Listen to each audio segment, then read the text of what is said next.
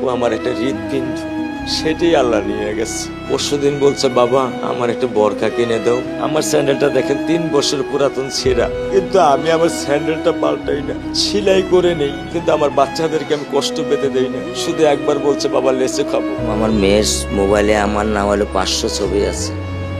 আমি এখনো সাহস পাইনি আমার মেয়ের একটা ছবি বের করে দেখতে। আমার সে সাহস নাই।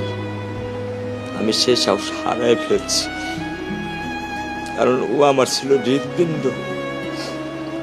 ওর জীবনে এমন কোনো চাওয়া নাই যেটা আমি পূরণ করি নাই। পরশুদিন বলছে, বাবা আমার একটা বরখা কিনে দাও। আমার চাচতো ভাই বললো, ভাই ইসলামপুর থেকে 300-400 টাকা পাওয়া যায়। আমি সাথে সাথে নিউ মার্কেট থেকে আমি 1000 টাকা দিয়ে আমার মেয়েকে বরখা এনে দিচ্ছি। আমি দরিদ্র, ভাঙা বাসায় থাকি, কিন্তু আমার সন্তানদেরকে আমি কখনোই দারিদ্রতার স্বাদ পেতে দেইনি।